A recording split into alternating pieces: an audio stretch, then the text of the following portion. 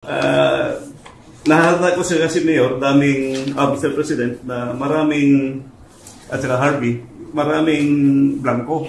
And these are not, I would say, ordinary figures because these figures will reach to billions of pesos. So, tingnan natin sa page SP11 to SP12. Line 49.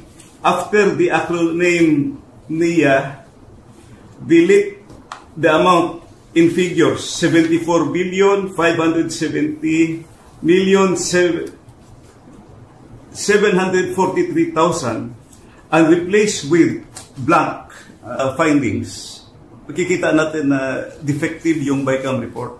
At bakit pinirmahan ng members?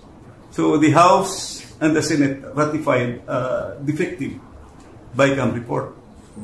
In other words, apektado yung ating GAA. What's your comment on this particular issue? It's concerned. Well, it falls short sa exacting standard ng ating batas na lalo na money appropriations must appear the true and correct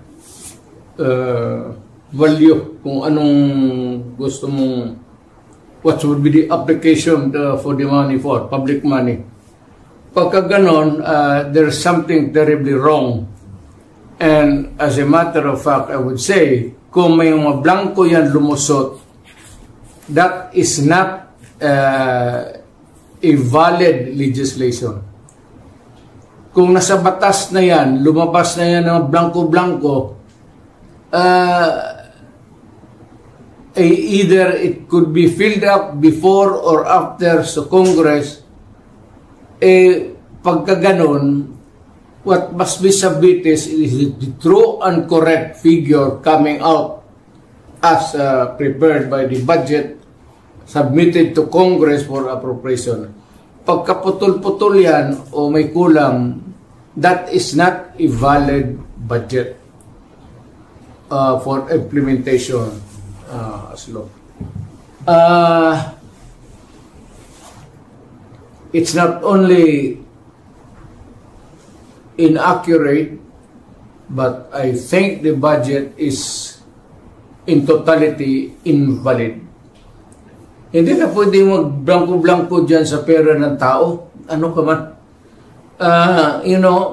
It's people's money. Maglagay ka ng mga mga provisions, but without the true and correct items or money that would be appropriated by Congress, by the people owning the money. So everything must be explained, clear, patent, without doubt na itong pera na ito para ito sa ganito. Itong para na ito para sa eskwelahan, ito para sa agriculture. But you do not leave any item there vacant. Itong pera na ito blanco to be filled up later on. That is not allowed by law. And that budget already, I would like to remind Congress, mali ho yan. It's invalid. Please correct it. Or recall the budget and demand an explanation kung bakit dumating sa inyo yan na ganon kablangko. We are not, para ka binigyan ka ng blanco check dyan, o sige, bahala na kung anong ilagay ninyo. In the same manner, yung mga blanco-blanco dyan, whatever or whoever corresponds to that particular item is free to just fill up the amount. That is not by all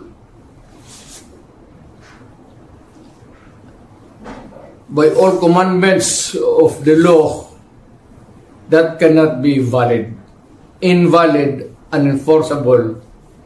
And kung na-implement na, it must be corrected and the money returned if already spent or corrected. And kung sino man ang ano niyan, they have to give us the explanation. Otherwise, sabihin ko sa mga Pilipino, huwag na kayo magbayad ng buwis ninyo. Ganun lang naman, pinagsasaya nito mga kumang na to, puro check-in na blanco, then they try to pass it as a law, and they are free to choose now the amount which they want to place. Hindi natin alam kung ano ang reserba nila, kung anong gusto na ilagay, sobra doon sa pera natin. It could be that the money is in the hands of the government now, or future appropriations, or reserva ba ito? If it does not clear anything, then that is invalid and not correct. Sabihin ko sa inyo na do not the people of the Philippines. Magkagulo tayo. Huwag ninyo kaming isali, buhay pa ako.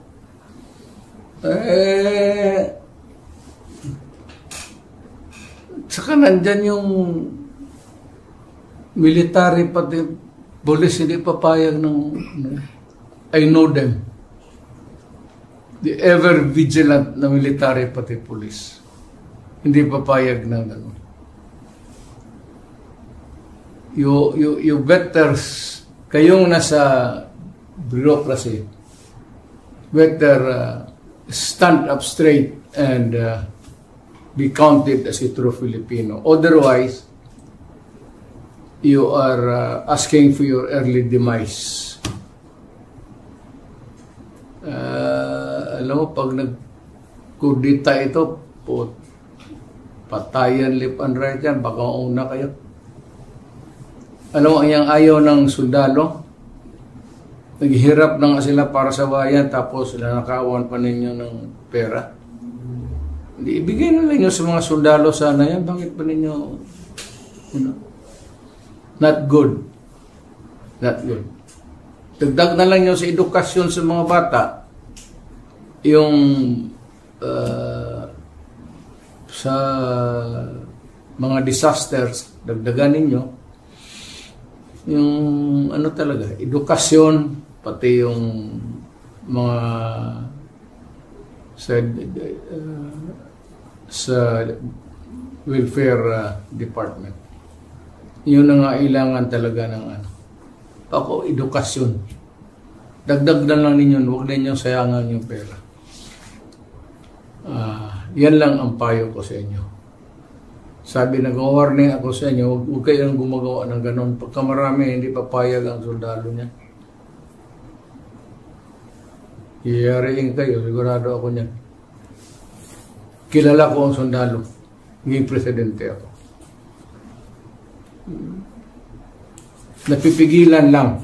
Pero pag if it goes haywire, bahala kayo. All we want is the truth and the correct way of doing it. Huwag na lang tayong lumabas dyan sa ano ang totoo, ano ang tama. Kalimutan ninyo lahat yun. Mga antigrap, wala yan. Stick to what is right and what is the truth. Yan lang dalawa. Wala na kayong dapat alalahanin. Yan ang para sa bayan, para sa anak natin. Salamat po.